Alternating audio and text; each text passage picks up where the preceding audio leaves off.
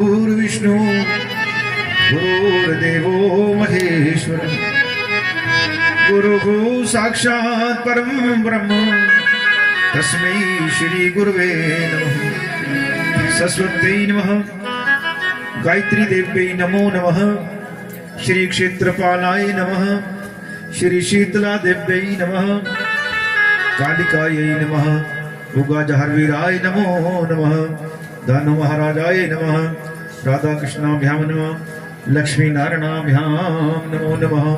उमा महेश्वराभ्याम नमः। श्री हनुमते नमः। श्री भैरवटकाय नमो नमः। व्यासाय विष्णु रूपाय व्यास रूपाय विष्णुवे नमो वै ब्रह्मविदय वासिष्ठाय नमो महालक्ष्मी नमस्तुभ्यं नमस्तुभ्यं सुरेश्वरी हरिप्रिये नमस्तुभ्यं नमस्तुभ्यं दयानि नमः कमलनाभाय नमः कमलमालिने नमः कमलपादाय नमस्ते कमलेक्षणे तप्त कांचन गौरांगी राधे वृंदावनेश्वरी वृकबानो सुते देवी प्रणमामि हरिप्रिये। श्रीमद्भागवताख्योऽयं प्रत्यक्ष कृष्ण एव हि स्वीकृतोऽसि मया नाथ मुक्त्यार्थं भवसागरे मनोरथो मदीयोऽयं सफले सर्वतात्मया निर्विघ्नेनैव कर्तव्यो दासोऽहं तव केशव। श्री गुरु चरण सरोज रज निज मन मुकर सुधारो बर नूर गुबर बिमल जसो गोदायक फल जान के तुम दो पवन कुमार मन भूति विद्या देव मोहि हरि हो कलेश विकार बल बुद्धि विद्या देव मोहि हरि हो कलेश विकार। राम रटते रहो राम राम भजते रहो जब तक तन में प्राण कभी तो दीन दयाल पे उनका पड़ेगी गान कभी तो दीन दयाल पे उनका पड़ेगी गान। गुरु गोविंद दो बड़े काटे लाखों पाए बलिहारी गुरु आपने गोविंद दियो मिला बलिहारी गुरु आपने गोविंद दियो मिला। बोलिए अपने अपने सदगुरु महाराज की जय गणेश भगवान की जय अम्बा मैया की जय बोली शंकर भगवान की जय नगर खड़े भगवान की जय हरिपुर वाले बाबा जी महाराज की जय शीतला माता की जय काली मैया की जय वीर महाराज की जय उगा जी महाराज की जय दानो जी महाराज की जय लक्ष्मी मैया की जय विष्णु भगवान की जय वेद व्यास भगवान की जय सूर्य जी महाराज की जय ऋषि जी महाराज की जय सुखदेव जी महाराज की जय पवन सुत हनुमान की जय बोली भैरव जी महाराज की जय श्रीमद् भागवत पुराण की जय राधा रानी की जय बोली वृंदावन बिहारी लाल की जय नमः पार्वती फतेह हर हर महादेव जय जय श्री राधे श्याम। परमादरणीय मातृशक्ति लाड़ीवाड़ा निवासियों आए हुए दूर से प्रभु प्रेमी आज हम सभी उस गोविंद की इच्छा से भोलेनाथ की कृपा से शिवरात्रि के महा उपलक्ष्य में सभी कलाड़ीवाड़ा निवासियों के द्वारा आयोजित श्रीमद् भागवत पुराण सप्ताह के आज पूर्णोक्ति का दिन है। शिवरात्रि के उद्यापन का दिन है। सबने व्रत रखे हुए हैं, पुण्य आप कमा रहे हो। आओ आज की कथा श्रवण करने से पहले भगवान का आशीर्वाद लेने से पहले थोड़ी देर के लिए परमात्मा का नाम स्मरण करें, उसका कथन आगे चलते हैं। बोले कृष्ण भगवान की जय। थोड़ी मेरी आवाज ज्यादा मेरे वाली। श्री कृष्ण गोविंद हरे मुरारे हे नाथ नारायण वासुदेव। श्री कृष्ण गोविंद हरे मुरारे हे नाथ नारायण वासुदेव हे नाथ नारायण वासुदेव हे नाथ नारायण वासुदेव हे नाथ नारायण वासुदेव हे नाथ नारायण वासुदेव श्री कृष्ण गोविंद हरे मुरारे हे नाथ नारायण वासुदेव श्री कृष्ण गोविंद हरे मुरारे हे नाथ नारायण वासुदेव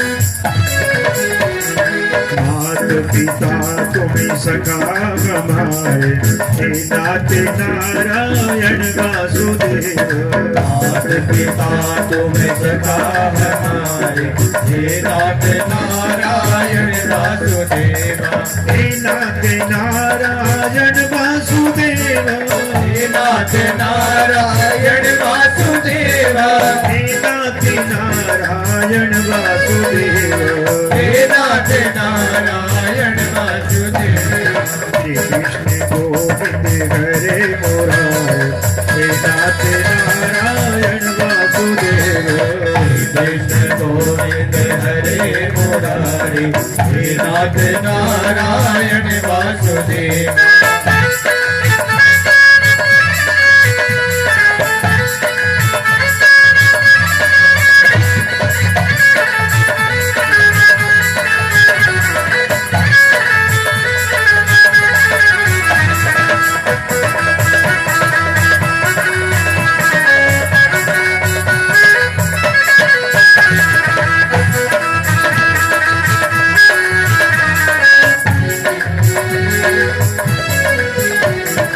ऐसी कृपा करो हम पर स्वामी कभी न भूले हम नाम तेरा ऐसी कृपा करो हम पर स्वामी कभी न भूले हम नाम तेरा कभी न भूले हम नाम तेरा कभी न भूले हम नाम तेरा हे नाथ नारायण वासुदेव हे नाथ नारायण वासुदेव श्री कृष्ण गोविंद हरे मुरारे हे नाथ नारायण वासुदेव श्री कृष्ण गोविंद हरे मुरारे हे नाथ नारायण वासुदेव हे नाथ नारायण वासुदेव हे नाथ नारायण वासुदेव हे नाथ नारायण वासुदेव हे नाथ नारायण वासुदेव बोले गोविंद भगवान की जय श्रीमद् भागवत पुराण की जय थोड़ी बात ठीक करो ज्यादा करो मेरी बात तो आओ कथा में चलते हैं कल तक हमने श्रवण किया शिवदेव जी महाराज राजा परीक्षित को श्रीमद् भागवत कथा श्रवण करवाने जा रहे हैं हे राजन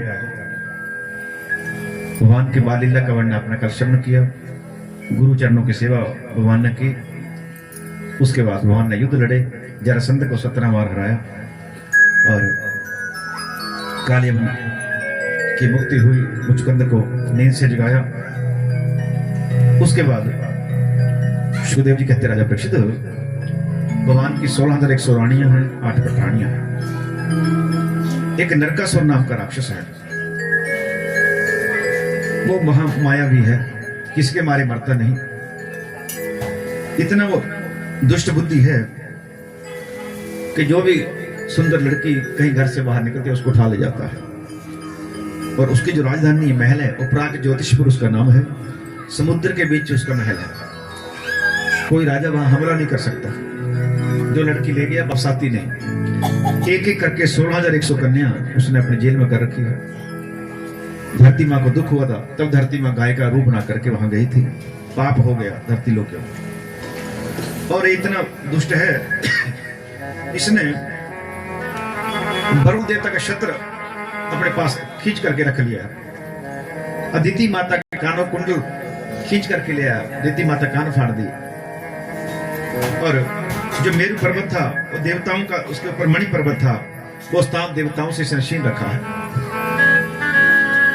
एक दिन दुखी होकर इंद्र ने द्वारिका मां के श्री कृष्ण से कहा, महाराज इस पापी को मारिए, इसने हमारी माता का अपमान किया, हमारी माता के कानों कुंडल ले गया है, वरुण देवता का छत्र नहीं देता, और हमारा मणि पर्वत भी इसने ले लिया। ये दुष्ट है, ये कामी है महाराज। जब इंद्र ने प्रार्थना करी तो भगवान की जो तीसरी पटरानी है उसका नाम सत्यभामा है। सत्यभामा योद्धा है, युद्ध करना जानती है। ये कामी था, एक स्त्री को देख करके अपनी होश खो बैठता था। तो भगवान ने सत्यभामा को गरुड़ के आगे बैठाया, खुद पीछे बैठे, और उस प्राग ज्योतिषपुर राजधानी का चक्कर लगाया। तो इसके महलों का पहरा देने वाला एक मुर नाम का राक्षस है, वो आते शत्रु को मार देता था। तो मुर नाम का राक्षस से भगवान का सामना हुआ, युद्ध हुआ, भगवान ने मुर नाम का राक्षस को मार दिया। तब भगवान का नाम पड़ा मुरारी। जिसका मुर नाम का शत्रु हो उसे मुरारी कहते हैं। बोले मुरारी भगवान की। अब नरकासुर को पता लगा, इसके दो नाम है, नरकासुर और भौमासुर। इसको पता लग गया कि किसी ने हमला कर दिया और मेरा रक्षक मारा गया। तो बाहर निकला और भगवान कृष्ण ने सत्यभामा की सहायता से इस पापी का अंत कर दिया। और ये मुंह के बल धरती के ऊपर गिरा। मुंह के बल धरती के ऊपर जब गिरा तो धरती माता वहीं प्रकट हो गई कि सबसे बड़ा पापी था ये। धरती माँ ने हाथ जोड़ लिए भगवान के आगे, हे परमात्मा, नमस्ते देव देवेश, नमस्ते देव देवेश, शंख चक्र गदाधर, भक्ति छापात रूपाय, परमात्मने नमोस्तुते। ये देवताओं के देवता, ये हाथ में शंख चक्र गदा और कमल का फूल धारण करने वाले भगवान, और भक्तों की इच्छा पूर्ति करने वाले। जैसे भक्तों की इच्छा होती है वैसे तुम रूप बना के आ जाते हो। हे परमात्मा, मैं आपको बार बार वंदना करती हूँ, प्रणाम करती हूँ। आपने इस पापी को मार करके महाराज मेरा बहुत भार हल्का कर दिया। जब जब भी धरती को बुरे कर्म होते हैं तो धरती को पाप बढ़ता है।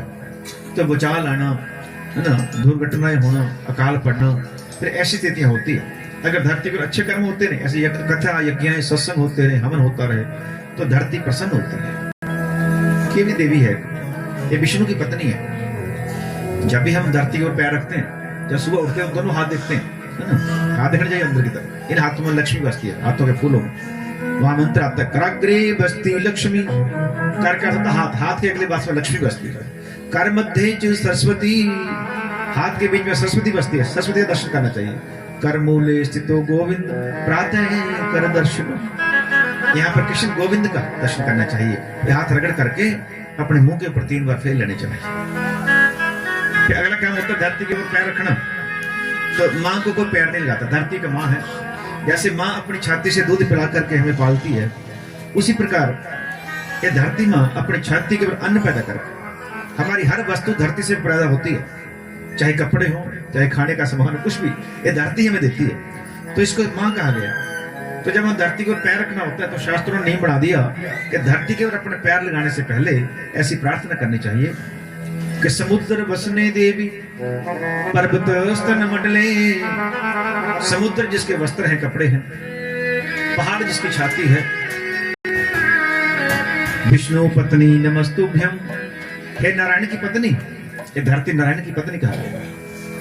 विष्णु पत्नी नमस्तुभ्यम पाद स्पर्शम क्षमस्व में, मैं आपके ऊपर पैर रखने जा रहा हूं, मुझे माफ करना। तो धरती को मां कहा गया, विष्णु की पत्नी है, देवी है। तो इस धरती मां ने भगवान की प्रार्थना करी और कहा, महाराज आपने मेरा बहुत बड़ा बाल हल्का कर दिया। उसके सिर से मुक्त उतारा। कहा, महाराज ये वरुण देवता का, ये वरुण देवता को दे देना। उसके कान में से कुंडल खींचे, ये कुंडल देवताओं की माता के है, ये उनको दे दी। महाराज बड़ा पापी था, और ये शत्रु वरुण देवता को दे देना। और जो मणि पर्वत है वो तो देवताओं को मिल ही जाएगा। और महाराज इसका जो राज है, इसका मुक्त जो है, वो इसके पुत्र भगदत्त है, वो आपका भक्त है, वो अच्छा है, उसको राजा बना दो। तो भगवान कृष्ण ने धरती की छला अनुसार अपनी धर्मपत्नी सहित इसके पुत्र भगदत्त को राजा बनाया। जब भगदत्त राजा बन गया तो कहा, हे भगदत्त, तेरे पिता ने लोगों की 16,100 लड़कियां अपने कैद कर रखी है, उनको आजाद कर दो। तो जब ये सभी आजाद करने गए तो कन्याएं रो रही है, बचाओ बचाओ, बाहर निकली। तो कहा, अब आप लाने वाले नहीं, मार चुका है, अब आजाद हो, अपने अपने घर को जाओ। लेकिन उन कन्याओं ने घर जाने से इनकार कर दिया कि महाराज हम घर नहीं जाएंगे।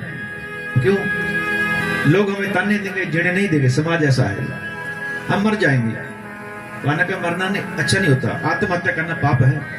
जो आत्महत्या करता है उसको नरकों में जाना पड़ता है, वो प्रेत बनता है, उसको शरीर नहीं मिलता पहले तो। इससे मत मरो। ये लड़की नहीं मानी, पहाड़ के ऊपर चढ़ करके छलांग लगाने लगी।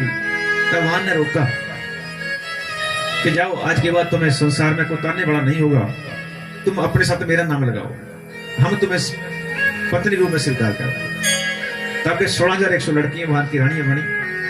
अब उन भगवान ने सोचा, ये लड़की कभी ये ने सोचे कि हमें बिना विवाह के लाया गया है। तो वहां ने अपनी योग माया के द्वारा द्वारका में जाकर के 16,100 वेदियां बनाई, अलग अलग 16,100 वेदियां बनाई, और एक ही समय के अंदर सबके साथ फेरे लिए अपने 16,100 रूप बनाए। बोले गोविंद भगवान की जय। सम्मान दिया, मतलब एक गरीब को जो कहीं छल का शिकार, धोखे का शिकार हुआ था, उसको भगवान ने अपनी पत्नी बना लिया। तो कौन राजा की पत्नी कौन कहेगा? तो इसलिए ये है योगी पिछले जन्मों के। कई युग थे जो कहते हैं हमें हमारे पर पत्नी बनाओ। तो भगवान ने द्वापर युग में आकर सबको इकट्ठे बेड़ा पार कर दिया है। तो इस प्रकार भगवान ने इतने विवाह किए।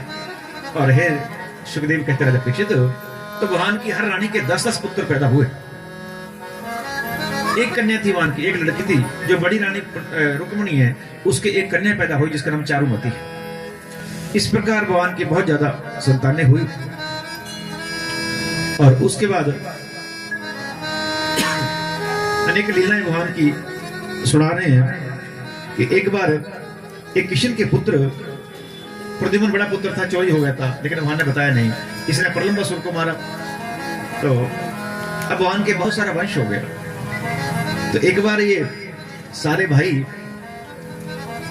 द्वारका से बाहर आए समुद्र तट के ऊपर।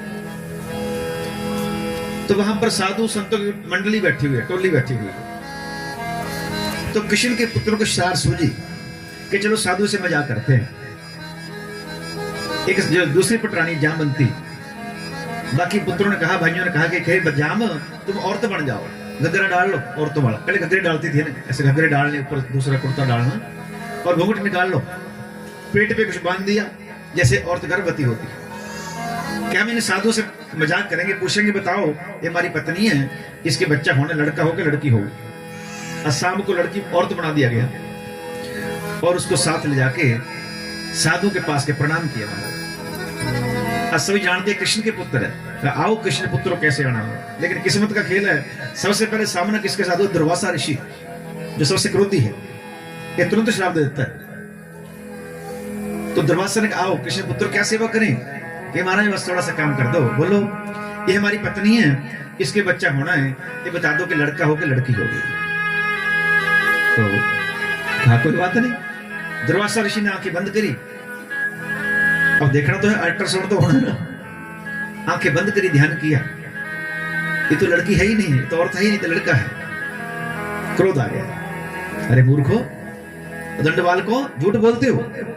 एवं प्रलब्धा मुनिया तानुचो कृपिता नृप जनयशिति भो मंदा मुस्लिम कुलनाशनम। हे कृष्ण के पुत्रों, मंद बुद्धि हो, तुमने महात्माओं से झूठ बोला है। क्या तुम इतना ज्ञान नहीं था? ये तुम्हारी पत्नी नहीं, ये तुम्हारी दूसरी माँ जो है जामवंती, ये उसका पुत्र साम है। जाओ, आपने झूठ बोला है, हम तुम्हें श्राप देते हैं। तुम्हारी इस लड़के भाई से ना पुत्र पैदा होगा ना पुत्री पैदा होगी, इसके पेट से लोहे का मुसल पैदा होगा। ये क्या करेगा? कुल नाशनम, ये तुम्हारे कुल का नाश कर देगा, तुम सभी इसी से खत्म हो जाओगे। अब मजाक भारी पड़ गया। तो ये कहते मजाक उसी को कर जो सहन कर सके, हर किसी मजाक नहीं करते। तो बच्चे डर गए, फिर गलती करी, अपने पिता कृष्ण को नहीं बताया। बच्चा जब गलती करता है माँ को नहीं बताता ना बाप को, दादा दादी को बताएगा या नाना नानी को बताएगा। वो लाड करते हैं ज्यादा, वो मार से बचाते हैं। नाना के पास गए, नाना जी गलती होगी, या तो कृष्ण का नन्ना है, अब बाप के नाना को नाना कहता है बच्चा, गलती होगी, क्या हुआ, हमने दुर्वासा ऋषि आदि मंडली से झूठ बोला था और उसने शाप दे दिया कि इसके पेट से लोहे का होगा जो यदु कुल का नाश कर देगा। कहा देखो देखो इसके पेट में क्या है। अब जो बंदा था वो लोहे का मुसल बन गया। कहा इसको अलग कर दो, बच्चों ने अलग कर दिया। कहा इसके टुकड़े टुकड़े कर दो, चूरा कर दो, इसको समुद्र में गिर दो, दूर चला जाएगा, हमारा क्या बिगाड़ लेगा। चूरा गिर दिया। प्रभास क्षेत्र के अंदर जहां सरस्वती नदी उल्टा बहती है, सरस्वती नदी के किनारे में से पिंडदानी होते हैं, मरे हुए कर्म होते हैं। वहां जाके एक किनारे पे लगा और एरका नाम की घास बन गई। इसके पत्ते तलवारों जैसे होते हैं, बड़े हो जाता पेड़, ये तलवारों जैसे धार इसकी तेज होती है। तो उधर यदुवंशी अहंकारी हो गए थे, अहंकारी होने लगे कि किससे हारते नहीं, डर रहा नहीं, ज्यादा आजादी खराब करती है। क्योंकि पिता द्वारका राजा कृष्ण शक्तिशाली है, चारों तरफ डंका बजता है। बुरे कर्म करने लगे, शराब पीनी शुरू कर दी। और दूसरी तरफ कुछ कर्म भगवान ने बाकी करने थे। भगवान हस्तिनापुर गए, अब वहां पर जाकर के अर्जुन आदि से मिले और जरासंध ने 86 राजा अपने कैद में कर रखे थे। उन्होंने गुप्त पत्र लिखा कि द्वारका के धीश कृष्ण अमावस्या के दिन की रात्रि को हमारी बलि दे देगा। जब इसको 101 राजा अपने कैद में कर लेगा, ये जरासंध 101 राजाओं की बलि देगा और ये अमर होना चाहता है। आप ही हो इसका मुकाबला करने वाले, क्योंकि आपने इसको 17 बार हराया। आप हो सको तो हमें जेल से छुड़ाने की कृपा करें महाराज। तो भगवान कृष्ण का गुप्त सूचना थी। कहा कोई बात नहीं, जल्दी आपको कैद से मुक्त कराएंगे, इस पापी का अंत करेंगे। तो वहां ने बहाना बनाया, दिल्ली में गए हस्तिनापुर, युधिष्ठिर को युधिष्ठिर महाराज यज्ञ करो, आपका यश फैलेगा। तो युधिष्ठिर ने कहा यज्ञ तो कर लेंगे, एक अड़चन है। कि क्या अड़चन है? एक जरासंध है राजा, वो हमारे युद्ध उस यज्ञ को रोक देगा, शक्तिशाली। कहा कोई बात नहीं, उसका भी कल्याण हो जाएगा। तो सहित पांडवों को साथ लेकर के श्री कृष्ण ने जरासंध का अंत किया और वापस आए। यज्ञ होना था और वो राजा कैद मुक्त करा दिए, राजाओं को उनके राज्य वापस ला दिया गया। एक पापी था, इसका वहां अंत किया था। अब महलों में हस्तिनापुर आए, यज्ञ होना है तो बहुत सारे ऋषि मुनि संत बुलाए गए। कोई जब कोई यज्ञ होता है तो उसका वो एक अध्यक्ष होता है, कोई भी राजा का काम होता है, एक चेयरमैन होता है। तो श्री कृष्ण को उस यज्ञ का मुखिया बना दिया गया। विश्व पितामह से ही बैठे हैं। जब श्री कृष्ण की कुर्सी पर बैठे तो एक कृष्ण की बुआ का पुत्र, दूसरी बुआ का पुत्र है शिशुपाल, वो खड़ा हो गया। कृष्ण महाराज क्या आपको कोई और नहीं मिला इस यज्ञ का अध्यक्ष बनने के लिए? ये तो चोर है, पहली गाली दी। ये छलिया है, ये धोखेबाज है, ये तो राजा भी नहीं है, ना ही ब्राह्मण है, ये तो ग्वाला है। ऐसी गालियां देते देते 99 गालियां शिशुपाल ने दे दी। जबकि शिशुपाल भगवान की बुआ का पुत्र है, युधिष्ठिर की मासी का लड़का है। जब 99 गालियां दे दी तो वहां तब बोले, कहा हे शिशुपाल, आप मेरी बुआ के पुत्र हो और आपको नहीं पता तेरी मां के और मेरे बीच में समझौता हुआ। तेरी मां को पता है कि क्या होने वाला है, तो उसने आपके 100 अपराध मेरे से बख्शा रखे कि मेरा पुत्र ये कृष्ण तेरे सामने अगर 100 बार भी तेरा अपमान कर दे, 100 गालियां भी तुझे दे दे, तो आपने इसको माफ कर दे। हे शिशुपाल, तेरे पास एक गाली बची है बाकी, तुम एक गाली मुझे दे सकते हो, अगर 100 से ऊपर गए तो तेरा अंत हो जाएगा। लेकिन शिशुपाल ने तो मरना था। शिशुपाल जैसे 101वीं गाली दी, भगवान के हाथ से सुदर्शन चक्र निकला और शिशुपाल का धड़ कट गया, अलग हो गया। लेकिन क्या हुआ? आत्मा निकली और आत्मा श्री कृष्ण में आके लीन हो गई। ये कृष्ण देखा, ये युधिष्ठिर ने देखा और नारद बैठे हैं, नारद ने देखा। तो युधिष्ठिर बड़ा हैरान हुआ कि जिसने सारी सभा के अंदर भगवान का अपमान किया, ये तो मुक्ति पा गया, ये तो भगवान में मिल गया करके। नारद से पूछा, कहा हे नारद भगवान, ये बताओ, ये तो पापी था, इसने भगवान को बहुत अनादर किया सबके सामने, ना तो इसके जीव को ताला लगा, ना कोड़ फूटा, ये तो अमर हो गया। तब नारद ने समझाता, हे युधिष्ठिर, भगवान का यही तो कमाल है भगवान के नाम का। जो भगवान का नाम जैसे मर्जी ले लो, गाली दे के याद कर लो, प्यार से ले लो, उसको संबंधी बना लो, उसका कल्याण ही करता है, उसका बेड़ा पार कर देता है। बोले कृपालु भगवान की। तो इसकी शिक्षा ये है कि भगवान का नाम सदा कल्याण ही करता है, उसका ध्यान, उसका नाम जैसे मर्जी ले लेगा, उसका काम ही कल्याण करना। इसलिए इसकी मुक्ति हो गई। इसका भाई है दत्तभगत, उसको पता लगा कृष्ण ने मेरे भाई को मार दिया, अकेला लड़ने आ गया। वहां ने इसको समझाया कि दत्तभगत अकेले नहीं लड़ते, तो मेरी बुआ का छोटा पुत्र है, उसने गलती करी, उसको सजा मिली कि नहीं तो पापी है, मैं तुझे मारूंगा। तो वहां ने इसका भी अंत कर दिया। सुखदेव जी कहते रहे, परीक्षित ये इनका दूसरा जन्म है, ये वही है दो भाई जय विजय, जिनको श्राप मिला हुआ है, 3 बार इन्हें राक्षस बनना है। सतयुग में ये त्रेता रावण हिरण्याक्ष हिरण्यकशिपु बने, और अब द्वापर में ये शिशुपाल और दंतभगत बने हैं। अब इनकी अंतिम जीवन था, और इससे पहले त्रेता में रावण और कुंभकर्ण बन के आए जोड़ा। तो 3 बार राक्षस बने, उसके बाद अभी वैकुंठ लोक में चले गए, परमात्मा में लीन हो गए। तो वहां ने इनका भी कल्याण कर दिया। उसके बाद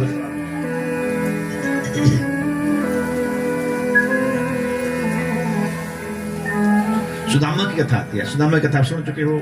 सुदामा को ऐश्वर्य दिया, उसकी गरीबी दूर करी, है ना, और अंत में सुदामा को ब्रह्म ज्ञान दे करके उसको मुक्त किया। बोले कृष्ण भगवान की जय।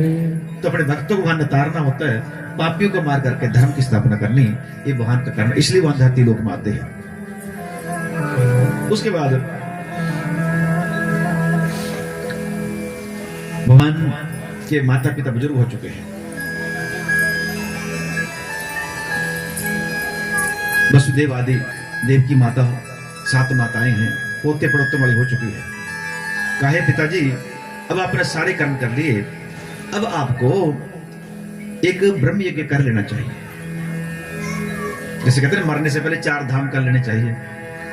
हिंदू धर्म को, हिंदुओं को, सनातनियों को 4 तीर्थ यात्रा, बाकी करो चाहे ना करो। एक बद्रीनाथ की यात्रा है, ये धाम है, एक जगन्नाथपुरी है, एक रामेश्वरम है, एक द्वारकापुरी। ये 4 धाम जरूर कर लेने चाहिए मरने से पहले, और गाय दान कर लेनी चाहिए, और जो भी आपने को व्रत रखा उसका उजापा कर लेना चाहिए। इतने काम कर लो, और एक बार सप्ताह जरूर छोड़ लो। अगर पैसे वाले तो करवा लो, जिंदगी में करवा लेनी चाहिए, लेकिन ये सबसे होती नहीं है। आपने सुना था कैसे सप्ताह कैसे कौन करवा सकता है? जिसने पिछले जन्मों में बहुत सारा पुण्य दान किया हो, जिसने तीर्थों के ऊपर तप किया हो, तीर्थ यात्रा करी हो, दान किया वहां जाकर के, उसको नाम मिलता है। या फिर भगवान चाहे, या भगवान से इतना प्यार करो कि भगवान प्रसन्न हो जाए। तो भगवान कहते हैं जब मैं किसी जीव के ऊपर प्रसन्न होता हूं, तो मैं सबसे पहले उसका धन हरता हूं, उसको गरीबी देता हूं, फिर उसके रिश्तेदार तोड़ता हूं, क्योंकि गरीब के रिश्तेदार आते कोई नहीं। जो गरीब होता है उसे सब मुंह फेर लेते हैं। तो दूसरी निशानी होती है रिश्तेदार दूर हो जाएंगे, फिर उसको मुसीबतें आती है, बीमारियां लगती है। तब भगवान ने कहा, हे देवताओं, हे ऋषियों, जो इन अवस्था में भी नहीं टूटता, मेरा साथ नहीं छोड़ता।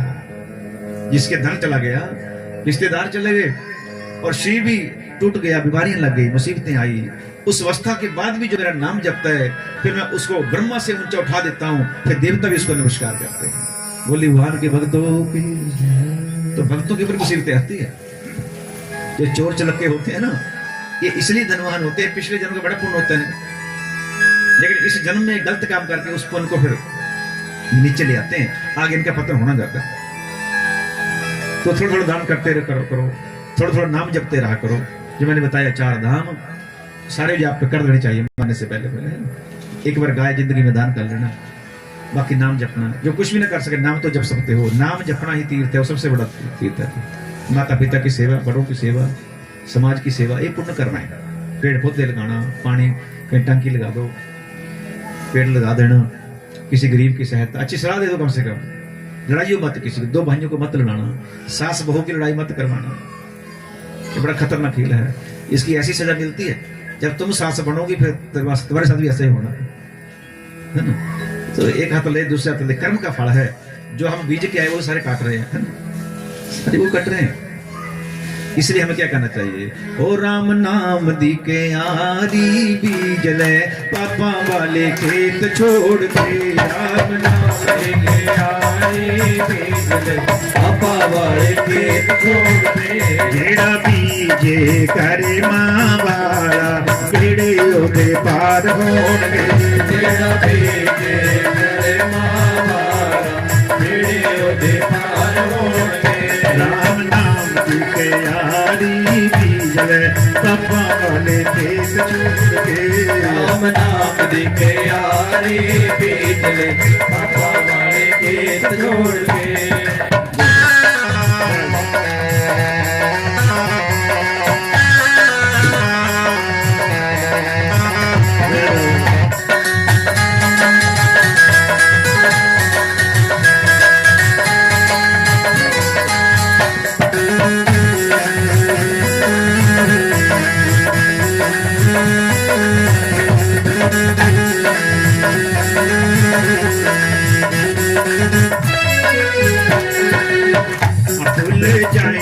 बीते मना मेरिया सोने सोने महल देख के, भूल जाए ना कदे मना मेरिया सोने सोने महल देख के, भूल जाए ना मना मन मेरिया सोने सोने महल देख के, भूल जाए ना मना मेरिया सोने सोने महल देख के, जिने मामा नु तेरे प्यारे भगत प्यारे राम नो, जिवे मावा नो पुत्र प्यारे भगत प्यारे राम नो, राम नाम दी के यारी बीज ले पापा वाले खेत छोड़ के, राम नाम दी के यारी बीज ले पापा वाले खेत छोड़ के।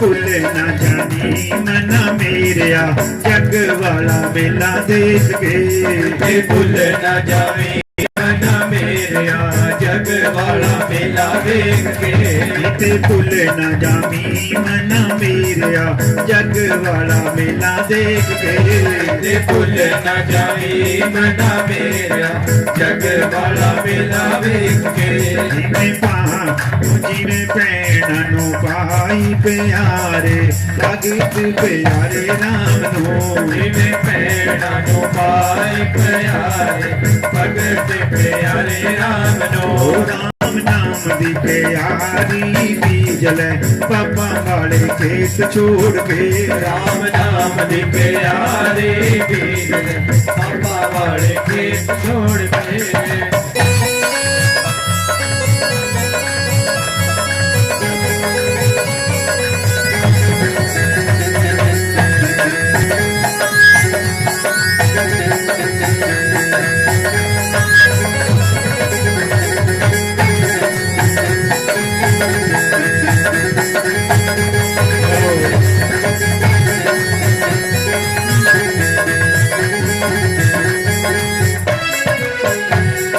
भुल ना जामी मना मेरिया सोने सोने बाग देख के, भुल ना जामी मना मेरिया सोने सोने बाग देख के, भुल ना जामी मना मेरिया सोने सोने बाग देख के, भुल ना जामी मना मेरिया सोने सोने बाग देख के, जिन्हें क्यों अनु बछड़ प्यारे भगत प्यारे राम नो, जिवे गौवानो बछड़ प्यारे भगत प्यारे राम नो, राम नाम दी के यारी बीज ले पापा वाले खेत छोड़ के, राम नाम दी के यारी बीज ले पापा वाले खेत छोड़ के।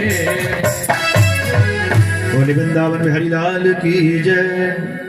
तो बुरे पाप ना करो, बुरे कर्म ना करो, थोड़ा राम नाम जप लो, बेड़ा पार हो जाए। जिंदगी में खुशी भी आनी। ये सोने सोने बाग क्या है, ये जिंदगी चकाचौंध है। कहीं तुम्हारी इज्जत होनी है, कहीं पैसा मिलना, कहीं जय जयकार होनी। उस जीत को देख करके, उस पैसे को देख करके भगवान को मत भूल जाना। ये शिक्षा इसकी। तो यही काम आता है लास्ट में जाकर के, राम नाम से हमारा कल्याण होता है। तो उसके बाद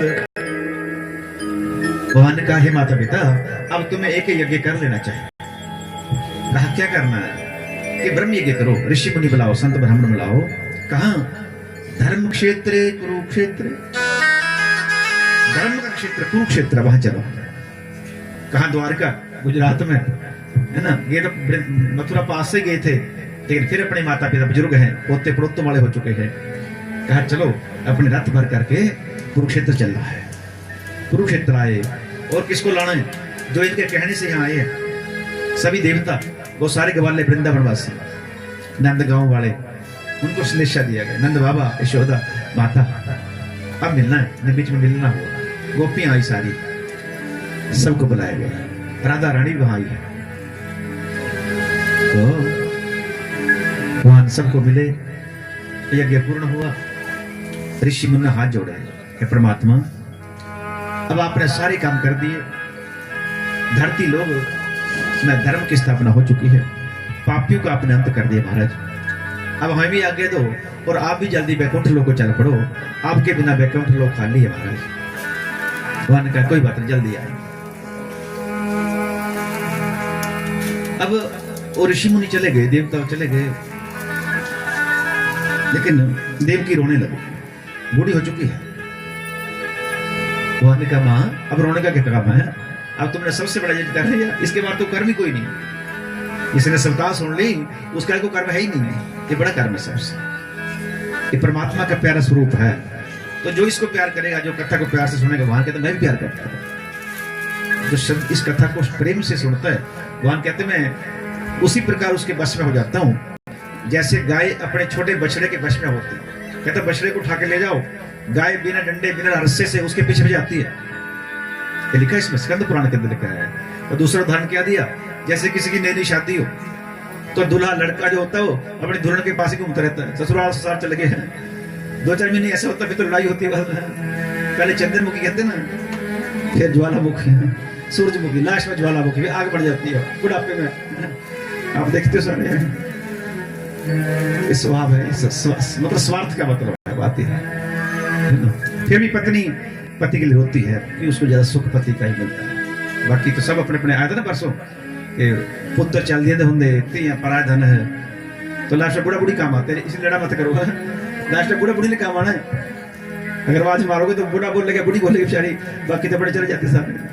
पोते मर्जी के बताया, पोते आजकल कैसे है, अगर पैसे दे तो मोबाइल दे तो फिर ठीक है, नहीं तो पूछते कोई होते 10% अच्छे भी। तो पति पत्नी को प्यार से रहना चाहिए। गलतियां सब नहीं होती है, अपने आप को पूर्ण कोई नहीं है। अगर ये सोचो तो वो गलती है, पूर्ण तो भगवान है। कृष्ण पूर्ण हुए, बाकी कोई भगवान पूरा नहीं। मां अब किस बात का रोना, अब तो खुशी होना चाहिए। अब हमने वापस जाना अपने लोग को। कहा हे कृष्ण, मेरी एक इच्छा अधूरी रह गई, मैं जानती हूं तो भगवान है। अभी अभी ऋषि मुनि ने कहा हाँ, और आपने एक बार अपने गुरु का पुत्र जिंदा करके वापस दिया था कि हाँ, तो मेरे पुत्र भी जिंदा कर दो। कहा कौन से? कि जो तेरे से पहले 6 मार दिए थे कंस ने, मैं उनका मुख भी न देख सकी थी, मेरे भाई ने तुरंत ले ली मेरे से। अब मैं उनका मुख देखना चाहती हूँ। कोई बात नहीं मां, मैं जरूर आपकी इच्छा पूरी करता हूँ। पुत्र का धर्म माँ बाप की इच्छा पूरी करने होता है। भगवान अंतर ध्यान हुए, पताल लोक में गए। एक कृष्ण के बड़े भाई हैं, ये पताल लोक में राजा बलि के पास रह रहे हैं। अगला जन्म हो चुका है इनका। बलि तो इनका प्रेमी है, बलिदानी है। कहे राजा बलि, आपके यहाँ मेरे पिछले जन्म के 6 भाई हैं, उनको वापस कर दो, इनकी मुक्ति का समय आ चुका है। तो राजा बलि के महलों से 6 पुत्र भाई लिए अपने, वापस कुरुक्षेत्र आए। तो लो मां, ये सबसे बड़ा है, उससे छोटा उससे छोटा, ये 6 तेरे पुत्र हैं जो कंस मामा ने मारे थे। देवकी तो बूढ़ी हो चुकी है, लेकिन अभी गोदी में उठाया और उसमें स्तनों में दूध आ गया बुढ़ापे के अंदर। पहले पुत्र को दूध पिलाया, दूसरा, तीसरा, चौथा, 5वां, 6ठा, 6 के 6 पुत्रों को दूध पिलाया और सामने खड़े कर लिए। देख रही है, आंखों में आंसू है, मेरे पुत्र कितने सुंदर है।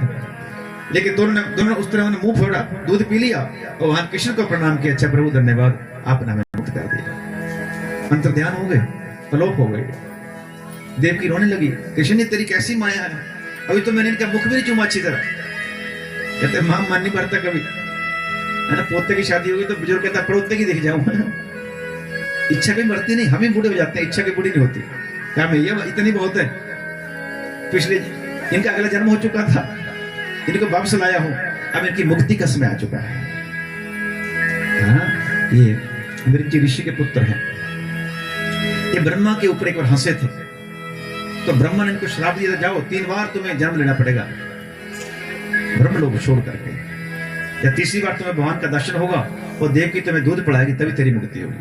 तो मां इनकी मुक्ति का समय आ चुका है। उसके बाद नंद बाबा के पास गए, यशोदा के पास गए, मैया आपने बड़े बहुत प्यार दिया, आपका माखन मुझे कहीं भूला नहीं आया था, इतना स्वाद मुझे कहीं ना आया जितना तेरे माखन में था, आपके दूध में था, आपके मिट्टी में था। वहां तो नंद लिया था गोकुल में। फिर नंद बाबा आपका बहुत बहुत धन्यवाद, आपने मेरा तप किया था, मुझे बच्चा बन करके मांगा था, तो जितना हो सके मैं आपकी सेवा करी, जाओ मैं आपको मुक्त करता हूं। नंद बाबा यशोदा को मुक्त कर दिया। गोपियों का धन्यवाद किया है। गोपियों, आपको साधारण स्त्री नहीं हो, आप देवी हो, स्वर्ग लोक से मेरी आज्ञा से आई, जाओ हम तुम्हें मुक्त करते हैं। वापस स्वर्ग लोक को चली गई। कुछ गोले रखे, कहा तुमने वृंदावन में रहना और तुम वहां जाकर के पत्थर बन जाओगे, पेड़ बन जाओगे, अपने आप को भूल जाओगे। जब फिर द्वापर युग आएगा तो मेरे आने से तुम द्वारा देवता बन जाओगे, ग्वाले बन जाओगे, मैं फिर तुम्हारे साथ लीला करूंगा। जो राम भद्राचार्य है ना, जो अंधे जो कथा करते हैं, देखते टीवी के ऊपर, तो कहते मैंने किसी, मेरे पंडित जी मेरे पास आए, कहते गुरु जी मैंने आपकी कुंडली बनानी है। ज्योतिषी था वो ना, सुना होगा आपने, और ज्योतिषी था कि मैंने आपकी कुंडली बनानी है। तो कहते मैंने कहा मैं अपने पिछले 2 जन्म तो जानता हूं, त्रेता में मैं क्या था, द्वापर में मैं क्या था, कलयुग में तो मैं हुई, और सतयुग का मुझे पता नहीं कि सतयुग में क्या था, मुझे बता दो। कहता वो ज्योतिषी कहता बस फिर आपको क्या बताना। कहा महाराज आप क्या थे, तो उन्होंने बड़ा सुंदर होना वर्णन किया कि त्रेता में बानर बने, त्रेता में बंदर था, राम की सेना में रहता था। त्रेता में बानर बने, द्वापर बने गवार, मैं द्वापर का ग्वाला हूं, कृष्ण का मित्र हूं। त्रेता में साधु बना, तिलक दिए बार, अब मैं साधु बना हूं, मेरे माथे का तिलक है, मैं अंधा हूं। तो ऐसे ही पिछले जन्मों के बहुत सारे भक्त हैं जो मथुरा वृंदावन रहे। गोवर्धन पर्वत के ऊपर जितने पेड़ पौधे हैं, पत्थर है, सभी देवता है, ये अपने रूप को भूल चुके हैं। जब फिर द्वापर आएगा, भगवान कृष्ण के प्रकाश से सभी जिंदा हो जाएंगे, ये सभी देवता बन जाते हैं। इस प्रकार भगवान ने सबको विदा किया, राधा रानी से दर्शन किया। रुक्मणी ने दर्शन किया, राधा रानी को देख करके बेहोश हो गई थी। राधा इतनी सुंदर थी। जब नारद जी देखने गए थे, इनका जन्म हुआ बरसाने में, तो लिखा है कि नारद जी 4 घड़ी बेहोश होकर गिर गए थे, 4 घड़ी के बाद होश आया, 96 मिनट के बाद। इतनी प्रकाश, इतनी लाइट है सूरज की तरह। तो राधा का आप चलो, अब हमारे भी जाने का समय आ चुका है। उसके बाद वसुदेव देव की वापस द्वारका गए, और वहां पर भगवान ने कहा हे द्वारका वासियों, कुछ दिनों के बाद यहां समुद्र में तूफान आएगा, ये नगरी डूब सकती है, अब आप इसको छोड़ दो। ऋषिदेव जी कहते हैं परीक्षित, उसमें ये यदुवंशी अधर्मी हो गए थे, ये मांस शराब का सेवन करने लगे थे, है तो भगवान के वंश है, लेकिन बुरे कर्म करने लगे थे। तो ये उस सभा के उस महलों में रहने लायक नहीं रहे थे, क्योंकि जो महल थे द्वारका में समुद्र में बने थे, वो क्या थे, वो तो स्वर्ग लोक से महल आए थे। ये सुधर्मा नाम की सभा है, इंद्र के पास है, ये स्वर्ग लोक के कमरे थे, इसलिए भगवान को पता इतना वंश होना, इसलिए 44 कोस लंबी ये नगरी थी, कई किलोमीटर के हिसाब से। तो इस तरह वंश बनना था, इसलिए महल लाए गए थे। यहाँ भूख प्यास नहीं लगती थी, यहाँ इच्छा मात्र से ही वस्तु हाजिर हो जाती है। स्वर्ग लोक का कमाल है, चूल्हे जलाने की जरूरत नहीं पड़ती थी कि मक्की रोटी साग खाना, लो महाराज, बोलना इच्छा ही मन में विचार आए, लो महाराज। ऐसे महल थे। इतने बड़ा वंश 56 करोड़ के बच्ची थे, बड़ा मुश्किल करवाना। तो उन्होंने कहा आप निकल जाओ, प्रसाद करना चले जाओ। तो इससे क्रॉस करके और इन्होंने वहां पर जाकर के श्राद्ध किया, पिंडदान किए और ब्राह्मणों को भेजने के बाद वहां शराब पी, बारूणी नाम की शराब का सेवन किया भगवान के कुल के लोगों ने। बाल वहां नहीं गए थे, कुछ बच्चे बचे थे, कुछ स्त्री बचे। जब शराब पी तो आपस में उठा ले, बेटा बाप को मार रहा है, पुत्र भाई को, पिता को मार रहा है, ताई चाचे लड़ पड़े आपस में लड़ करके मर गए। जो कुछ बचे थे हथियार खत्म हो गए, तो वही उस लोहे के मुसल से जो एरका नाम की घास बनी और तलवारों जैसी थी वो उखाड़ ली और उसके द्वारा कट कट करके 56 करोड़ वंशियों का नाश हो गया। बोली गोविंद भगवान की। और 5वें दिन महासमुद्र में वही बाढ़ आई, सारी नगरी समुद्र में डूब गई। जो स्वर्गलोक से आई थी वापस चली गई। भगवान एक पेड़ के नीचे बैठे थे, तो एक बड़ा टुकड़ा एक मछली ने खा लिया था लोहे के मुसल का। मछली को शिकारी ने पकड़ा, मछुआरे ने, और मछुआरे को मछली के पेट से वो टुकड़ा निकला और अपने तीर के ऊपर लगाया, इससे बड़ा शिकार करूंगा। तो श्री कृष्ण एक पेड़ के नीचे अपने गोटे के घुटने के ऊपर अपना पैर रख के बैठे, तो वहां पर मणि चमक रही है। भगवान कृष्ण के चरणों में एक मणि है। शिकारी ने दूर से सोचा कोई हिरण बैठा है, हिरण की आंख चमक रही है। वही तीर छोड़ा, जब मुसल का बड़ा टुकड़ा था लोहे का, भगवान के चरणों में लगा और दौड़ा शिकारी, कहीं हिरण दौड़ ना जाए। लेकिन जैसे पास पहुंचा, ये हिरण नहीं, ये द्वारका के राजा कृष्ण है। शिकारी डर गया, रोने लगा, मारे मुझे क्षमा कर दो, मैंने आपको तीर मारा है। कृष्ण भगवान ने कहा नहीं, हे शिकारी डरो मत, हम तुम्हें क्षमा करते हैं। कैसे क्षमा की जरूरत नहीं है, ये तेरा मेरा पिछले जन्मों का अदला बदला है। पिछले जन्म के अंदर तू बाली था और मैं राम था। मेरी पत्नी को रावण ले गया और तैने अपने भाई को पत्नी को चुरा लिया था। सुग्रीव की पत्नी को बाली ने जबरदस्ती रख लिया था। तो मेरे और सुग्रीव में मित्रता हुई, तो हमने एक दूसरे की पत्नी मिलवाने का वादा किया। तो जब मैं आपको मारने आता था तो आपके अंदर बल था कि आप सामने वाले की आदि शक्ति खींच लेते थे। बाली के वरदान था, बाली ब्रह्मा का पुत्र है। तो मैंने तुम्हें शुभ करके तीर मारा था, आज तुमने मुझे तीर मारा, जाओ तेरा मेरा हिसाब बराबर हुआ। बोले गोविंद भगवान की, मैं तुम्हें माफ करता हूं। तो भगवान को भी कर्म का फल भुगतना पड़ता है। अगर भगवान कृष्ण बने, इतना कुछ हुआ, माँ जन्म किसी ने दिया, पाला किसी ने, अपने घर में रहना ना पड़ा, एक कोई कर्म का फल है। बड़ी लंबी कथाएं होती है। राम की अगर पत्नी चोरी हुई तो उसको बड़ा श्राप था। अगर बंदरों ने सहायता करी, ये नारद का श्राप था। भगवान ने किया तो भला था, लेकिन भक्त ने श्राप दे दिया। हम समझते नहीं, उल्ट गाली दे देते तुरंत। तो इस प्रकार भगवान ने इस शिकारी को माफ किया और उद्धव जी को याद किया। उद्धव उसमें अंत में उद्धव जी हमारे पास हैं, भगवान के पास।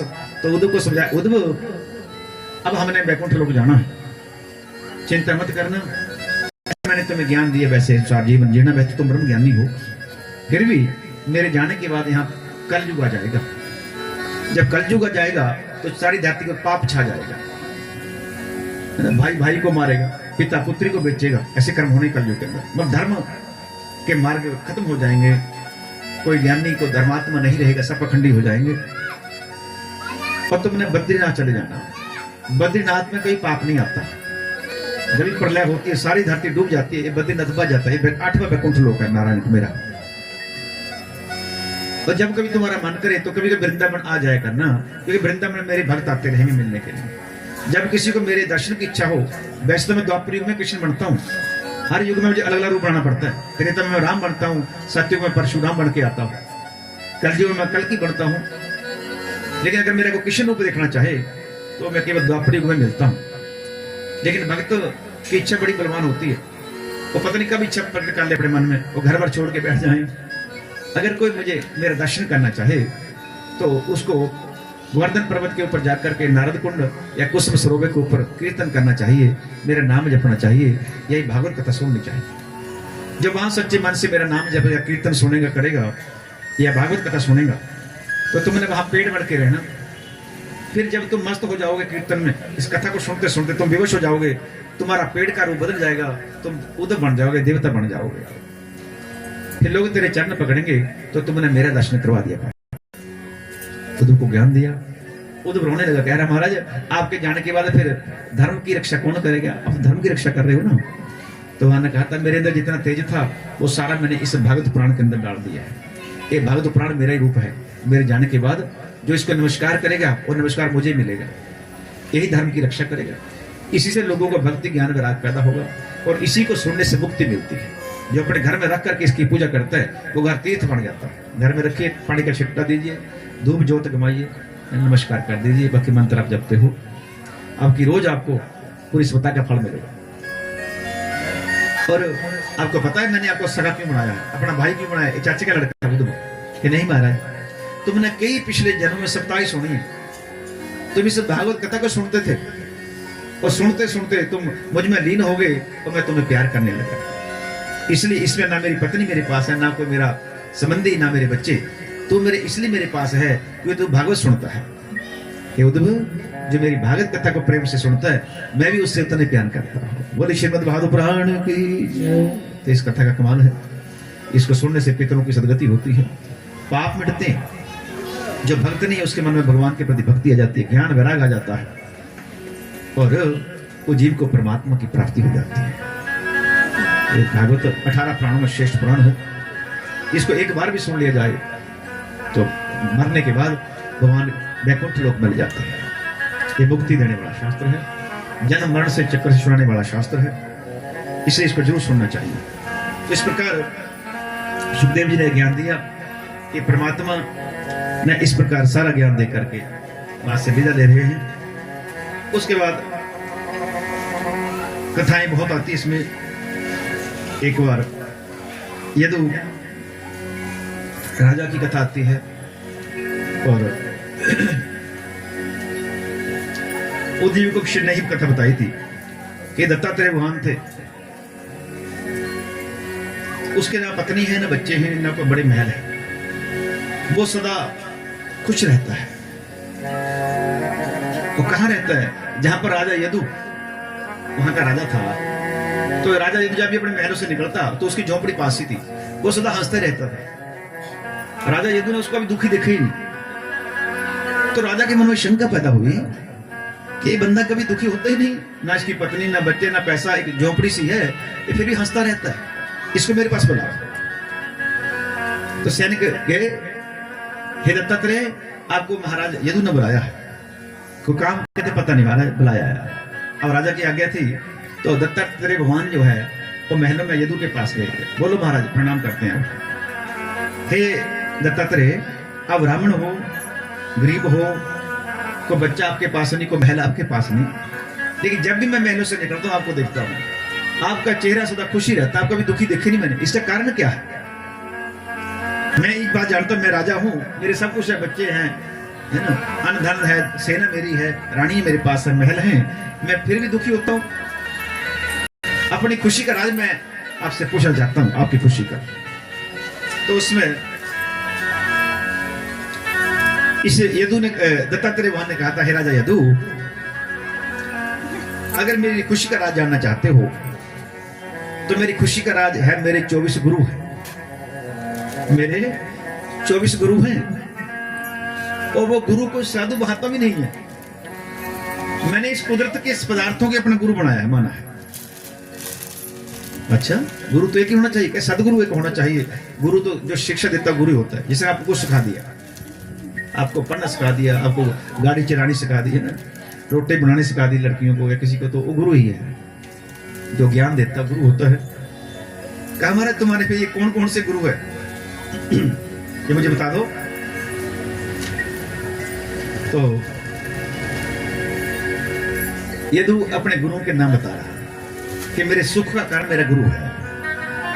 पृथ्वी वायु आकाशम आप हो, अग्नि चंद्रमा रवि, कपोतो अजगरा सिंधु, पतंगा मधुकृत गजा, मधुहा हरिणो मीना, पिंगला कुर अर्बका, कुमारी शर्कत सर्प, पूर्णा भी सुपेशकृत। राजा यदु, ये मेरे 24 गुरु है। गुरु ने जो मुझे शिक्षा दी है मैं उसके अनुसार अपनी जिंदगी जीता हूं, इसलिए सुखी है। जो मेरा पहला गुरु है वो धरती है, मेरे पहले गुरु का नाम धरती है, दूसरे गुरु का नाम हवा है, वायु, तीसरा मेरा गुरु आकाश है, आसमान, चौथा मेरा गुरु जल है, पानी, पांचवा गुरु मेरा अग्नि है, छठा गुरु मेरे चंद्रमा है, सातवां मेरा गुरु सूरज है, आठवां गुरु कबूतर, कबूतर से शिक्षा ली सर, नौवां गुरु अजगर जो बहुत बड़ा मोटा लंबा सांप होता है वो मेरा गुरु है, 10वां गुरु मेरा समुद्र है, 11वां गुरु मेरा पतंग है जो दीपक में आगे जल जाता है वो पतंगा, 12वां गुरु मेरा भौरा जो भौरे की शहद बनाने में मक्खियां होती है, 13वां गुरु मेरा हाथी है, 14वां गुरु मेरा शहद निकालने वाला जो शहद निकालता है, 15वां गुरु मेरा हिरण है, 16वां गुरु मेरी मछली है, 17वां गुरु मेरा पिंगला नाम की वेश्या है, ये वेश्या को गुरु मानता है, उससे इसने शिक्षा ले रखी, और 18वां गुरु कुर नाम का पक्षी है, ये वो पक्षी है जो दीवारों में अपना घर बना लेता है मिट्टी का, कंध के ऊपर एक पक्षी होता है बीच में घुस जाता है उसके, वो पक्षी है, और 20वां गुरु मेरा बच्चा है, बालक, 21वां गुरु मेरा कुंवारी लड़की है, कन्या, 22वां गुरु बाण बटने वाला, पहले सन की बाण बटते थे वो बुजुर्ग यहाँ लटका लेते थे वैसे घुमाते थे वो चक्री से, वो मेरा गुरु है, 22वां गुरु मेरा सांप है, 23वां मकड़ी है, और 24वां गुरु मेरा भृंगी नाम का कीड़ा है। अब इनकी पूरी व्याख्या बड़ी लंबी है, आपको नींद आ जाएगी, ये ज्ञान की बातें हैं, 2-4 सुना देता हूं। सबसे पहला गुरु मेरी धरती है। कहा तुमने धरती से क्या सीखा? फिर कहा राजन मैंने धरती से गुरु लिया है, ये सीखा है कि चाहे कितनी मुसीबत आए रोना नहीं चाहिए, घबराना नहीं चाहिए, कितनी खुशी आ जाए तो जरा उछलना नहीं चाहिए। कहते कैसे? जैसे धरती को अभी ठंड पड़ी, सर्दी के महीने बहुत ठंड पड़ी, धरती कभी रोती नहीं है। अब गर्मी पड़ेगी ये फिर भी वैसी रहती है, फिर बरसात आ जाएगी धरती फिर भी वैसी रहती है, इसलिए धरती से हरी भरी रहती है, खुश रहती है। ये मैंने धरती सीखा है। और दूसरा गुरु मेरा है हवा। हवा के अंदर बड़ा तगड़ा गुण होता है। हवा ना तो इसकी निंदा करती है ना चुगली करती है, ये अपने ऊपर लेती नहीं, इसको मन में बिठाती नहीं। कहता कैसे? मान लो यहाँ हवा आई तो यहाँ हमन की सुगंधी है, 20 कदम 50 कदम तक सुगंधी आएगी, आगे फिर हवा का सुगंधी नहीं रहेगी। तो इस हवा ने क्या किया, यहाँ थोड़ी देर तो इस गुण को लिया तो आगे जाके छोड़ दिया। तो राजन मैं ना तो किसके गुण देखता हूँ ना किसी दोष देखता हूँ, मैं हवा की तरह थोड़ी देर देख करके चला जाता हूँ, उसका असर मेरे ऊपर नहीं होता किसी गुण अवगुण का, इसलिए मैं सदा खुशी रहता हूँ। तीसरा गुरु मेरा आकाश है। जैसे आकाश सब जगह होता है, ये तो ऊपर वाला आकाश है ना, और आकाश में शब्द होता है गुण, इसलिए मैं अपनी मस्ती में रहता हूं। और ये मैंने शिक्षा ले रखी है कि ये हमारी आत्मा है, जैसे आकाश सब जगह है, जो खाली जगह होती है वो आकाश ही होता है। मान लो यहाँ घड़ा पड़ा है तो बाहर तो मिट्टी है, ये अंदर उसको आकाश है, खाली जगह है। जैसे आकाश सब जगह होता है, मैंने आकाश से ये शिक्षा ले ली, ये आत्मा भी सब जगह ही है, ये मेरे अंदर ही नहीं है। ये जो राजा तेरे अंदर है, तेरे नौकर के अंदर है, सब हम परमात्मा के रूप है। तो भगवान ने अपने अनेक रूप बना करके हमें भेजा है, ये सब जगह वो परमात्मा व्यापक है। इसलिए मैं ना तो किसी डरता हूँ ना डराता हूँ, मुझे पता है इसके अंदर वो है जो मेरे अंदर है, आत्मा है। तो ऐसे ही इस चौथा इसका गुरु जल है, पानी है। हे दत्तात्रेय तुमने पानी से क्या शिक्षा ली? पानी से मैंने ये शिक्षा ली कि जैसे जल जहां भी जाता है, जिसको भी छूता है उसको साफ कर देता है, पवित्र कर देता है। तो मैंने भी ये शिक्षा ले ली कि जल की तरह हमें सदा पवित्र ही रहना चाहिए, मैं गंदा कभी होता ही नहीं हूं, इसलिए मैं सुखी रहता हूं। एक और सुन लो, पांचवा अग्नि, आग मेरा गुरु है। तो मैंने अग्नि से क्या सीखा? तो अग्नि के अंदर कहता बड़ा विशेष गुण होता है, अग्नि छुप करके रहती है हमेशा, अग्नि छुप करके रहती है। जितने भी लकड़ी है इसके अंदर अग्नि है ना, तो आपको महसूस नहीं होने देती कि मेरे अंदर क्या गुण है, लेकिन जैसे आग लगाओगे अंदर से अग्नि प्रकट हो जाएगा। तो इसका अर्थ है कि अपने गुण को छिपा कर रखना चाहिए, सबको नहीं बताना चाहिए। अपनी ज्यादा प्रशंसा करना दोष माना गया, आत्मश्लाघा इसको बोलते हैं शास्त्रों में। जो अपनी प्रशंसा करता है उसको दोष लग जाता है, लोग उसकी बात सुनते नहीं कि तो अपनी बातें सुनाएगा। तो लेकिन अपने गुण अपने अंदर रखिए, जब कभी जरूरत पड़े तो अपने गुण अग्नि की तरह प्रकट कर देने चाहिए। जैसे आपको अग्नि की जरूरत थी तो आपको लकड़ी के अंदर अग्नि बैठी थी, आपने हल्की सी उसको अग्नि लगाई, प्रकट हो गई। तो इसी प्रकार अगर कोई बहुत डराए तो उसका युद्ध कर भी लेना चाहिए। मतलब इसका है कहीं ज्ञान की बात तो वहां सलाह दे देनी चाहिए, लेकिन 24 घंटे अपने गुण नहीं लाने चाहिए। अपने गुणों को छिपा के रखिए और जरूरत के अनुसार उसको प्रकट कर देना चाहिए। जैसे तुम मुझसे पूछ रहे हो, अब मैंने तुम्हें बता दिया, लेकिन आज तक तुम्हें ये नहीं पता लगा मैं सुखी क्यों हूं। ये अग्नि का गुण है। ऐसे ही बहुत सारे 24 गुरु फिर कहीं बताएंगे, 5 मैंने बता दिए, 19 रह गए हैं, फिर कभी कभी आपको बताएंगे। तो बोले सदगुरु महाराज की जय, श्रीमद् भागवत पुराण की जय। तो उधर गुरु कौन है? सुखदेव जी महाराज है। राजा परीक्षित को कथा सुना रहे हैं। ये राजा परीक्षित, अब आपके पास कुछ समय बचा है। अब तक्षक नाग आएगा और आपको डसने वाला है, लेकिन आपने डरना मत। एक आपका कुछ भी नहीं बिगाड़ सकता राजा परीक्षित, क्योंकि जो उस तक्षक के पास है वो तेरे पास है। ये तो के संबंध बनाया गया है, एक विधि है, किसने जन्म लेना कैसे मरना। बाकी तुम्हें डरने की कोई जरूरत नहीं है। हे राजा परीक्षित, आपने इतने दिनों तक परमात्मा का नाम सुना है, आपने 7 दिनों तक हरि का नाम सुना है। हरि का नाम बार बार सुनने से, हरि का नाम बार बार लेने से सारे पाप हट जाते हैं। आपका हृदय शुद्ध हो गया है। इसलिए जब भी हम कीर्तन कथा शुरू करते तो पहले हरि नाम का कीर्तन करते हैं। इससे हमारे पाप धुल जाते हैं अपने आप। हरि नाम ऐसी साबुन है, एक पापों को अपने धो देती है। हमें ये नहीं पता लगता हम कितने ऊंचे उठ गए हैं, आपको भी नहीं पता होता। जब फिर परमात्मा की कृपा बरसती है, फिर हम समझते हैं कि मैंने वो कथा सुनी थी, मैंने सत्संग सुना था, मैंने पुण्य दान किया था, उसका फल है ये दिखता नहीं है, ये महसूस होता आगे जाकर। चाहे परीक्षित आपने 7 दिनों तक हरि का नाम सुना है। इस हरि का नाम सुनने से, हरि के वंश की कथा श्रवण करने से, हरि भगवान के अवतारों का वर्णन सुनने से और भगवान के वंश की कथा श्रवण करने से तुम पवित्र हो गए हो। इन कथाओं को इसलिए सुनाया जाता है, इस कथा को सुनने से पवित्रता आती है। नहीं तो राजा तो बहुत हुए हैं, जो पापी है उनकी कथा कोई नहीं सुनाता आपको, क्योंकि पापी का नाम सुनने से, पापी की बातें सुनने से पाप लगता है और अच्छों की बातें सुनने से पवित्रता मिलती है, पुण्य मिलता है।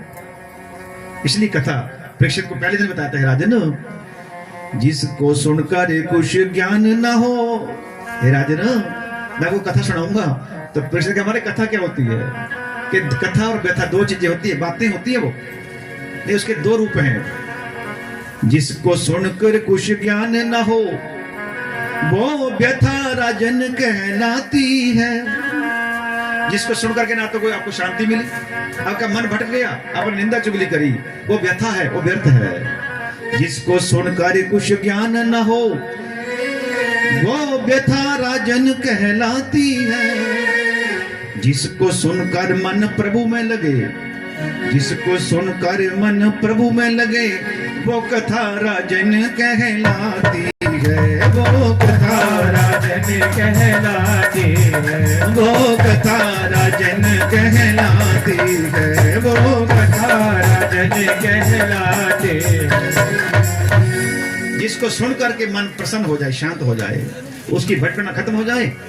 अब आपका मन कहीं नहीं है कि मैं बड़कीले कपड़े पाऊंगा या सोने गहने लेने हैं, ना अच्छी कोई खाने की और इच्छा है, आपका मन शांत है। ये कथा का प्रभाव है। अगर फिल्में देखोगे तो मन भटकेगा, तो वहां भी आपकी स्थिति क्या होती है पता सबको। अब क्या स्थिति है आपकी? बिल्कुल शांति है, बिना कुछ खाए, बिना कुछ देखे, बिना कुछ पिए। ये थोड़ा सुख है। जब भगवान का नाम जपना शुरू कर दो, ये बढ़ता जाता सुख। फिर आदमी कई घंटे बैठे रहता, लोग कहते पागल हो गए है।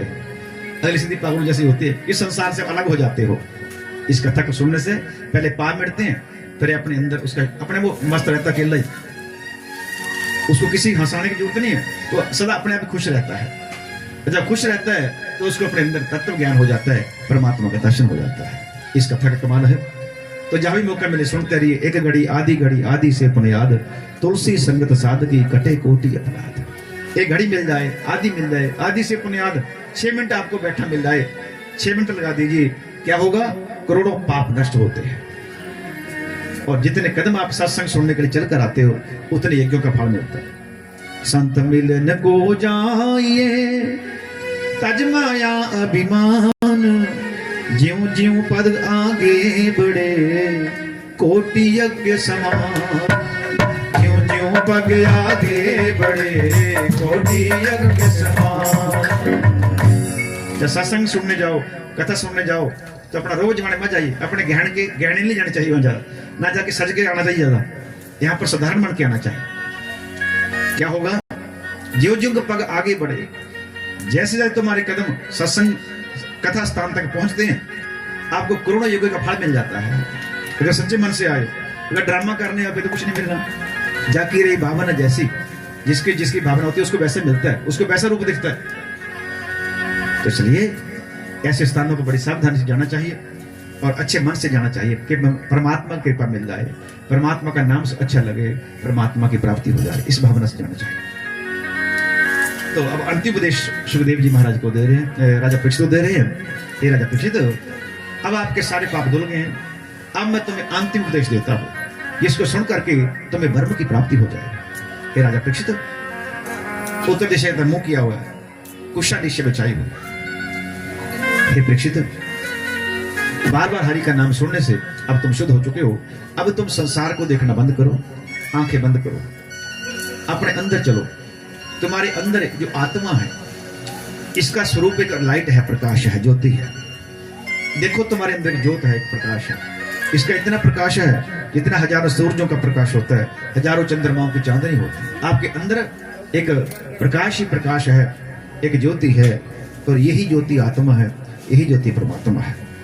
इसका अनुभव करो, इस परमानंद की प्राप्ति करो। और यही जो प्रकाश है यही तक्षक नाग के अंदर है। अगर तक्षक नाग चलेगा तो इसी आत्मा के कारण चलेगा, और तू अगर जिंदा है तो इसी कारण है।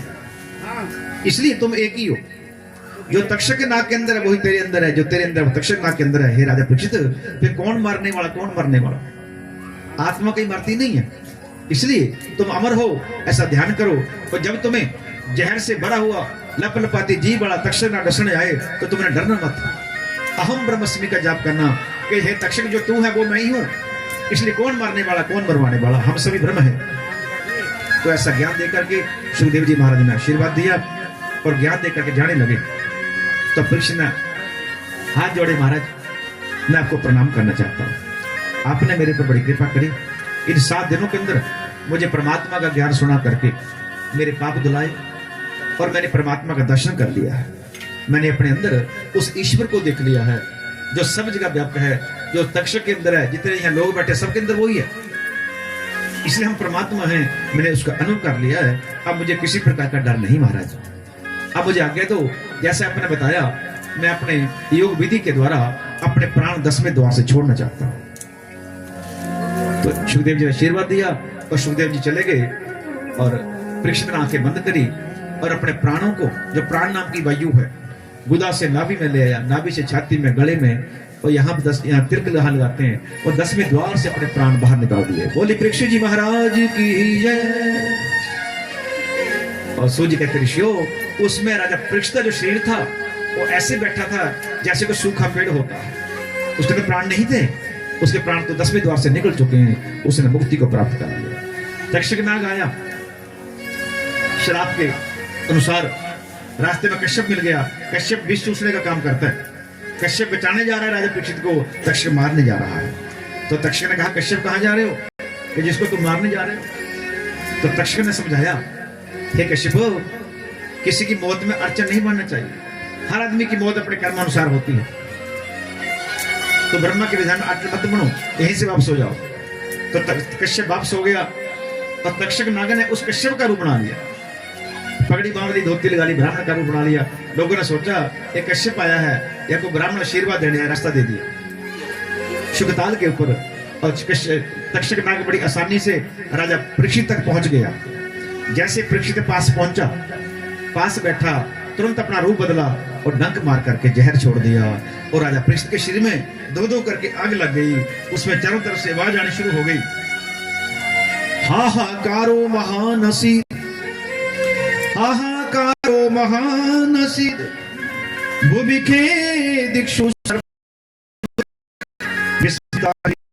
देवा सुर नरादे।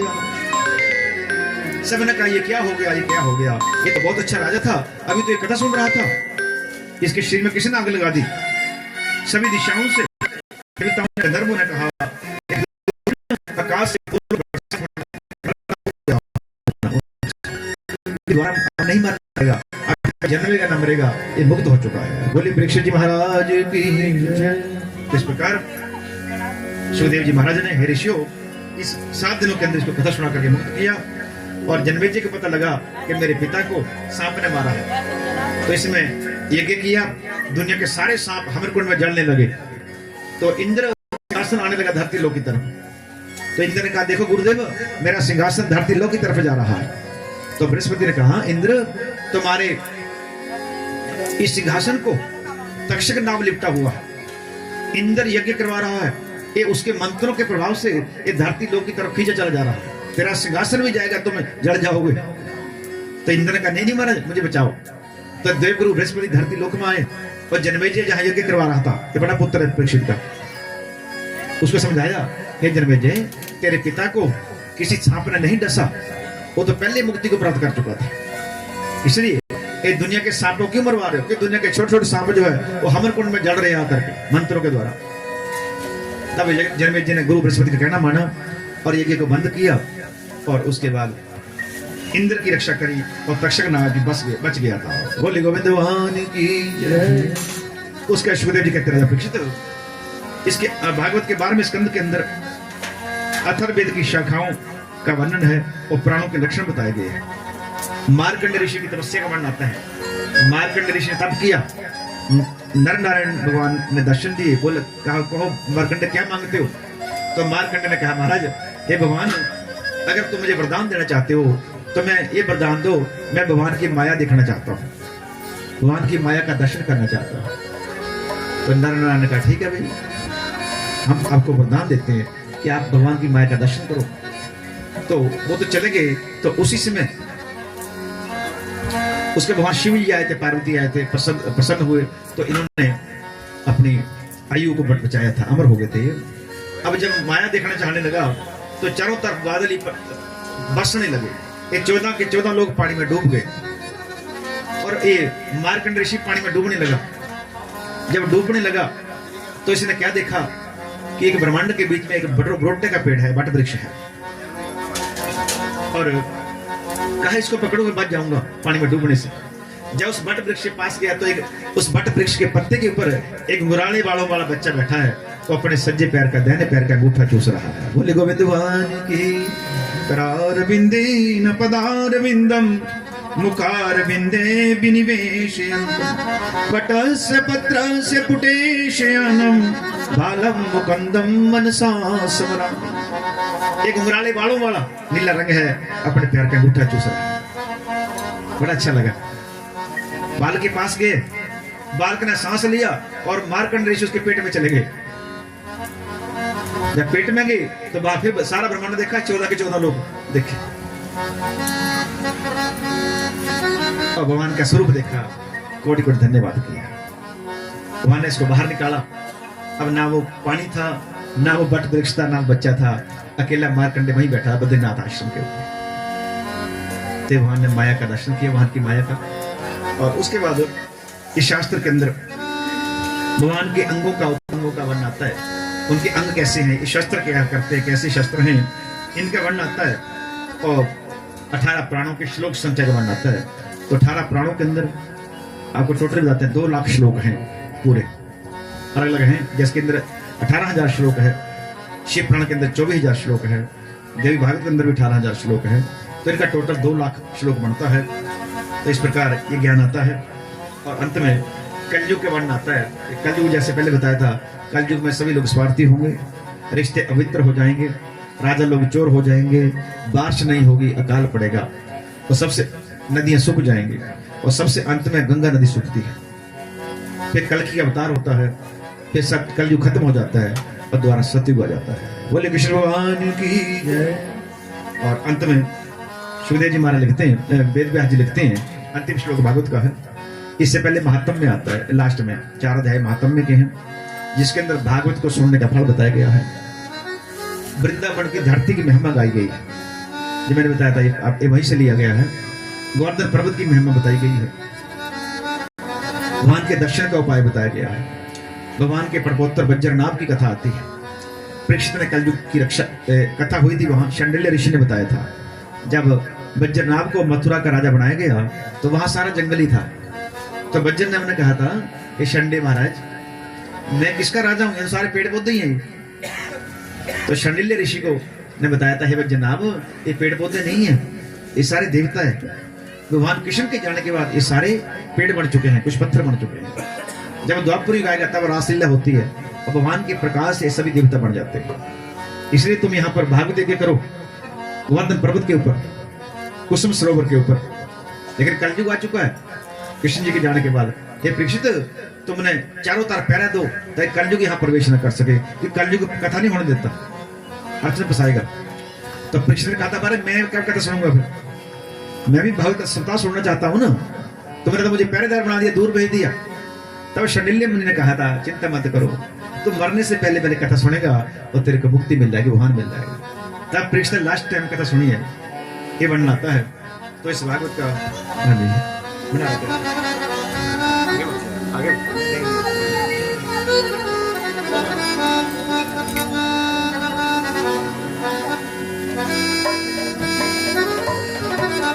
तो अंतिम श्लोक वेद व्यास ने लिखा है, नाम संकीर्तनम यस्य सर्व पाप प्रणाशनम प्रणामो दुख शमनः तम नमामि हरि पर। क्या लिखा है? वेद व्यास जी लिखते हैं, जिसके नाम का संकीर्तन करने से क्या होता है, सर्व पाप प्रणाशनम, सारे पाप नष्ट हो जाते हैं।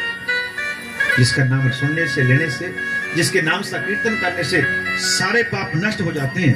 प्रणामा दुख शमना, सभी दुख खत्म हो जाते हैं, सभी दुख मिट जाते हैं। ऐसे नमामि हरि परम, ऐसे हरि नाम का महात्मा को, गोविंद को, विष्णु को मैं प्रणाम करता हूँ, बार बार प्रणाम करता हूँ। बोले कृष्ण भगवान की जय, वेद व्यास भगवान की जय, सुखदेव जी महाराज की, सूत जी महाराज की, परीक्षित जी महाराज की, उमापति महादेव की जय। इस प्रकार ये अंतिम श्लोक था भागवत का, तो इसको सुनते रहिए। ये परमात्मा का कीर्तन है, इसमें गाया गया है, इसमें परमात्मा के गुणों का गान किया गया है, इसमें कोई निंदा चुगली नहीं है। इसलिए इस कथा को सुनने से पहले पाप मिटते हैं, 21 पीढ़ियां तर जाती है और जीव का अपना कल्याण होता है, और अपने साथ साथ वो सुनने वालों का कल्याण करता है, और अंत में उसको मुक्ति मिलती है।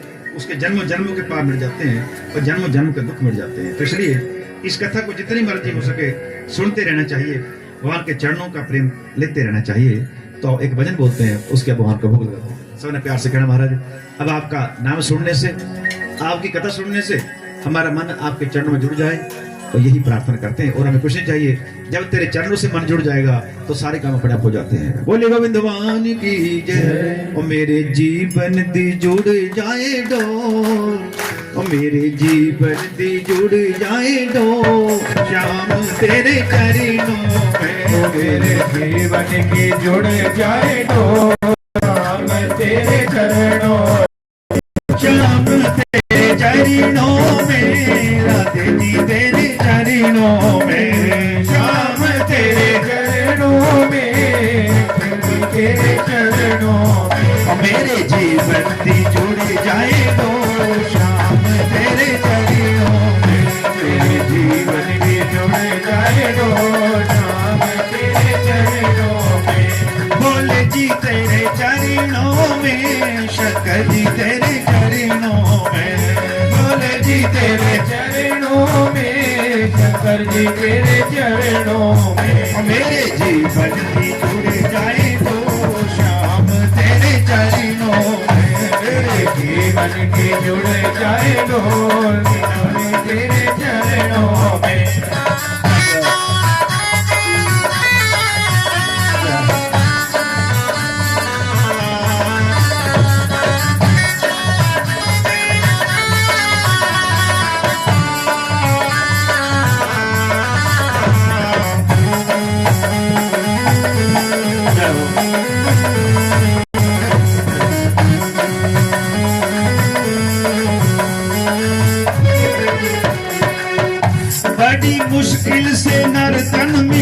है ये लग जाए चरणों में। बड़ी मुश्किल से नर तन मिला है कि लग जाए चरणों में।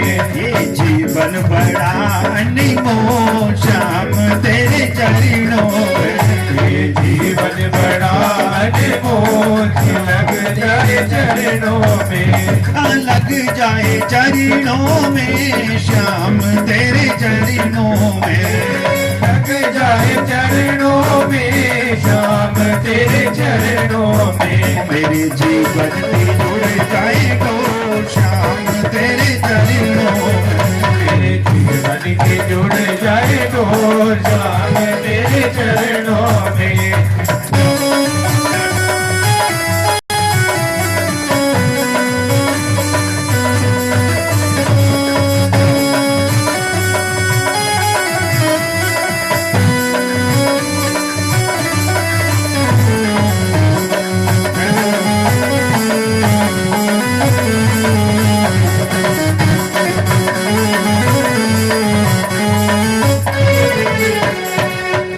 मेरा पल में तू भाग बदल दे इशारा तेरी करुणा का।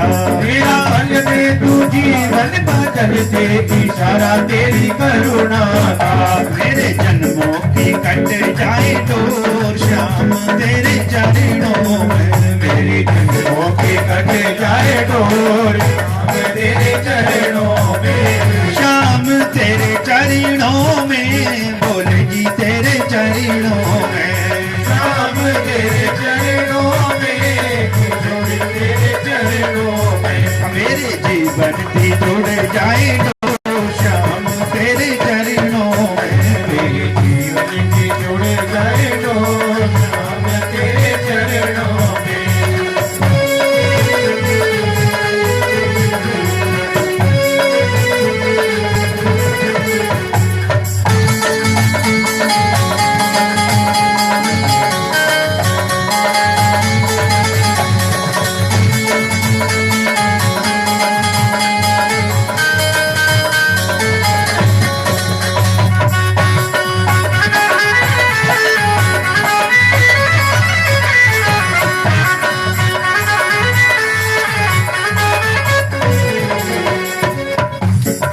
हर पल नाम जपूं मैं जे करुणा तेरी हो जाए। तेरा हर पल नाम जपूं मैं के करुणा तेरी हो जाए। तेरा नाम बड़ा अनमोल श्याम तेरे चरणों में। तेरा नाम बड़ा अनमोल किशोरी तेरे चरणों में। राधे तेरे चरणों में श्याम तेरे चरणों में। राधे तेरे चरणों में कि श्याम तेरे चरणों में। मेरे जीवन की जुड़ जाए तो श्याम तेरे चरणों में। मेरे जीवन के जुड़ जाए तो तेरे चरणों में।